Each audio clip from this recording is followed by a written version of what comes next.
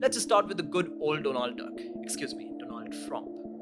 After the second ICE shooting in Minneapolis, the Republicans' display of their pathological monomania after the EU India Free Trade Agreement signing, the boastful Iran drama, and then the big one, the crucial one, I'd say, the Epstein files.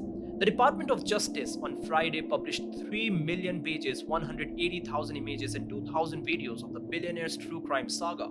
The documents reveal a lot, and several high profile names appear in them, that too multiple times, such as Trump, obviously, but even Elon Musk, who previously claimed to reveal that Trump's name is in the Epstein files and now his name is there too. Maybe that's why the duo had a charming bromance before America's presidential elections.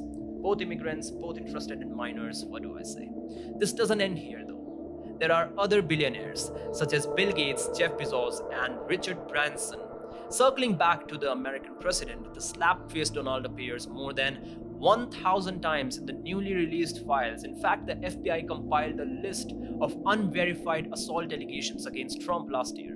This continues with FBI notes about a 13-year-old girl deflowered by Donald Trump. The case, however, was dropped just before the presidential elections of 2016. One of the other charges comes from an Epstein's victim who said that Ghislaine Maxwell presented her to Donald Trump. The document stages countless items, but since they are so abundant and instant, it is hard to summarize them so quickly. Still, I'll not leave the part where Melania and even the director of the infamous Melania documentary appear in these documents. So, Trump was, you can suppose, always profoundly interested in either minors or the people who relate to his psychology. He still is. It is quite constraining for the democracy because I recall there was once a time when Ted Bundy contacted the FBI to be a consultant instead of being electrocuted. He proposed that he could help in catching the Green River killer. The FBI obviously didn't agree to this absurd settlement, but to an extent, I think Trump brought Bundy's dream to reality. He's now serving as the American president, ghastly abusing his powers, and who is to blame? The capitalism or the democracy? I said capitalism because the release doesn't conclude with Trump or that he found it to be absolving him, but with also the names of the American billionaire boys. At an after party at Ghislaine Maxwell's townhouse for Mira Nair's film Amelia, Nair's email to the publicist Peggy Segal stated the presence of Bill Clinton and Jeff Bezos. Now we know the questionable nature of former American President Clinton, but I still need to look into Jeff Bezos and his appearance in these documents and whether or not there is something strong against him, like Elon Musk, who sounds desperate in attending a wild party. But the poor guy got no attention here as well. This is unlike Bill Gates, though, who, as per Epstein, contracted an STD from Russian girls and tried to hide it from his then wife Melinda. And Richard Branson, the co founder of Virgin Group, invited Epstein to his private Caribbean island in 2013 and asked, I quote, as long as you bring your harem, unquote.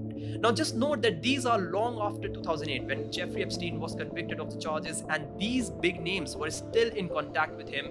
Even the royal family, Prince Andrew and his ex-wife Sarah, signing his email to Epstein as, I quote, love Sarah, the redhead, unquote. But leaving all of this aside, the Indian opposition states that it is shameful for PM Narendra Modi to appear in the Epstein files, forgetting that the names of Rahul Gandhi, Sonia Gandhi, and even Nehru contribute their sufficient share. I'll come to the Modi later, but let's first talk about the ignored Gandhi face, Rahul. Epstein, so far we know what he has done, but even a criminal like that calls Rahul foolish, and to have nothing aside from his family inheritance in his CV, which is exactly what the Indian population believes. At least that's why the NDA won 3 consecutive elections. Whereas when we speak of Modi, the bigger claim is that he sang and danced to impress Trump, but the Epstein files have videos as well. So why is there no evidence to support this claim? The internet has already shared the videos of the Indo-Israeli cultural program, and I for sure know I'm not blind. And contrasting the bent narrative of the opposition, I don't see Modi singing or dancing. And you know what? There is no direct meeting or communication between PM Modi and Epstein, and the latter seems to be impressed by his efforts in stabilizing the Indian economy from the start, talking about the same just 3 weeks after he was made the Prime Minister in 2014 and before producing the first budget under his leadership. In short, anything that comes out of the West targeting India or its growth, take it as a pinch of salt to your milk pudding. It may be to spoil the taste.